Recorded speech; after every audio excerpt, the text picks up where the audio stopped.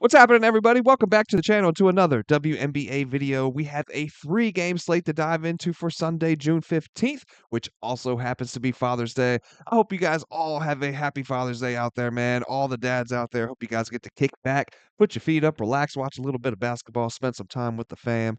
That's what it's all about, man. So we're going to jump into all three of those games, break them down and analyze them. I'm going to talk about which way that I'm leaning as far as the points and the spread. And then when that's all said and done, make sure you check down there into the pinned comment because you're going to find a link down there that'll send you over to the Guy Boston Sports website. It's where all of my final plays are going to live for free.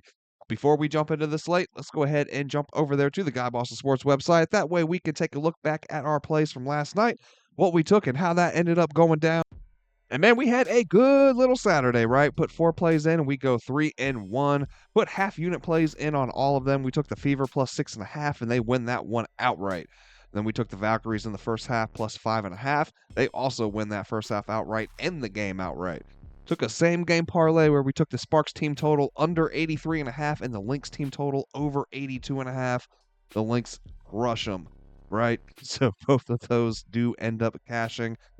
This one stings a little bit, man. We were so close to a 4-0 sweep. Aaliyah Boston over 21.5 points plus rebounds. She finishes at 20.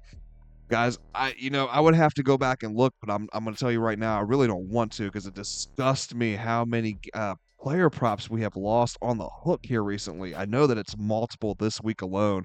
There was a video earlier in the week where I lost 2 player props on the hook. It's like, it is unreal how many I have lost on the hook. But we do still finish in the green on the day. We finished 3-1 despite losing on the hook and just falling short of that sweep.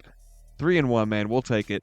Up 1.49 units on the season now. 60-52 is our record overall. So not doing too bad, man. Not doing too bad. Looking to stack up on these winning days, man. Let's have a few more in a row, stack up on those units, and really get this thing rolling, right? So let's go ahead and dive into it. We got a 3-game slate, like I said. First game going to be tipping off at noon. Chicago Sky taking on the Connecticut Sun. Yeah, not the most great game to start the slate off, right?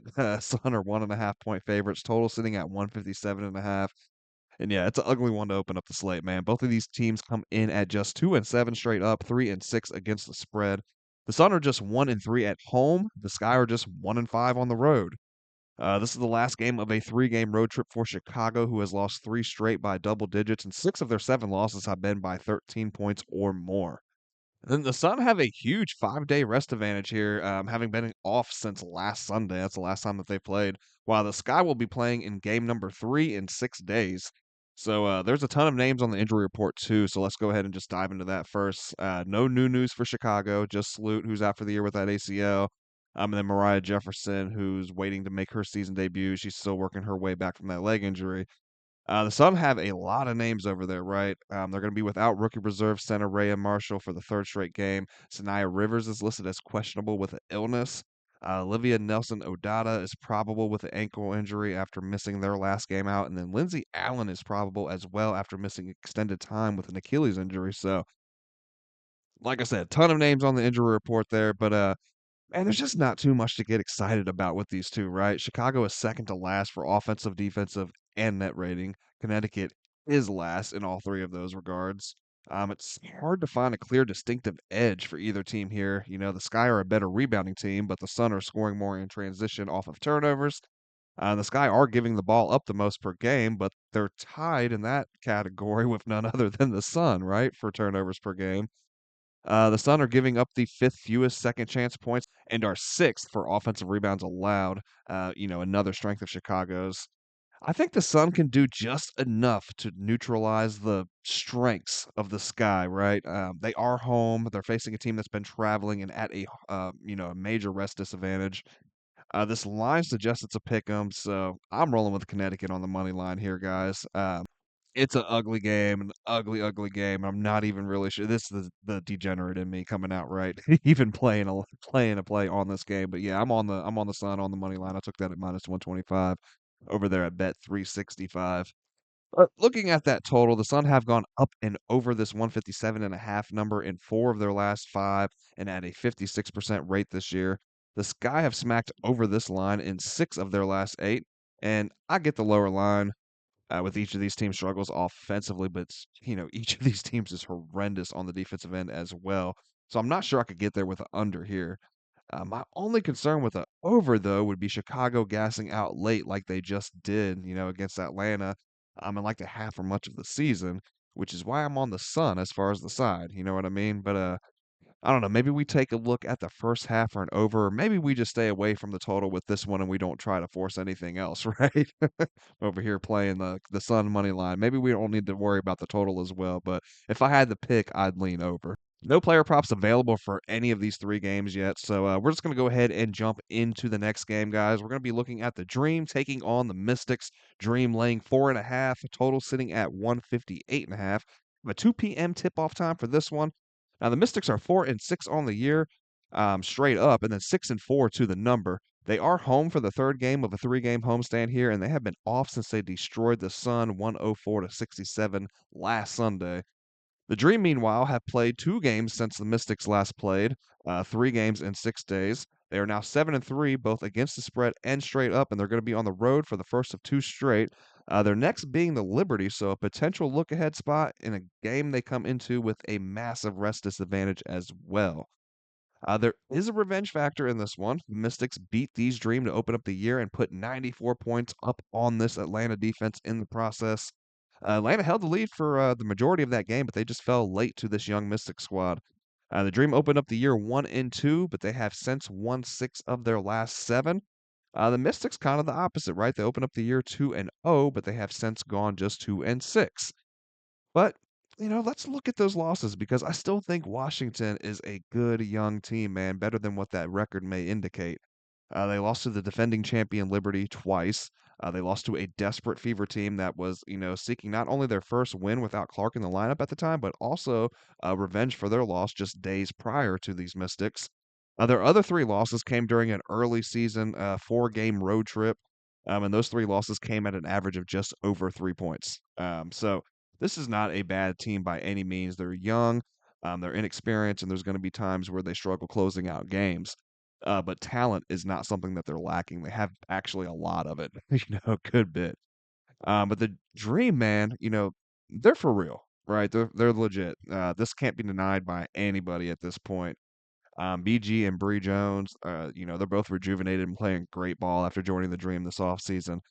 Jordan Canada looks great coming back from injury, running the point, orchestrating the offense, attacking the rim.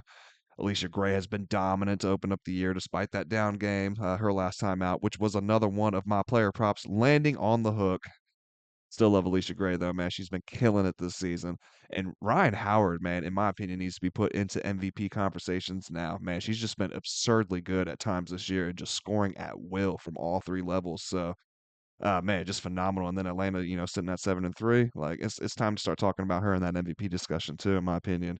This bench is nice too, man. Coffee, Nas Hillman. Atlanta is tough. Atlanta is tough. This just feels like a potential letdown spot for a dream team that's just been absolutely rolling, right? It's gotta there's gotta be that turn at some point, man. And there's that look ahead potential with that game with the Liberty looming as well. I mean, that's a game that could have major cup implications. But, with that said, that right there is the biggest reason why I would say off the Mystics and a money line play here at plus money, because ultimately I do think that they have a solid chance of winning this game outright and beating the Dream for the second time this season. I think that's a possibility for sure. But end of day, however, I think the smarter and safer move feels like taking Washington with the points. The Fever do sit atop the Eastern Cup standings for Commissioner Cup play at 3-1 after their win over the Liberty yesterday. Right, the Dream sit at 2-1 and own the head-to-head victory over Indiana in Cup play. So a win here over Washington, it definitely means something, right? And I'm not going to be surprised if the Dream find a way to eke this one out. I just don't think that they blow this Washington team out. Right, so I'll take the Mystics with the points in my back pocket in this one. And then for the total, man, obviously we saw these two crush that number to open up the year. And they landed well over the line that they were given in that one and this one here.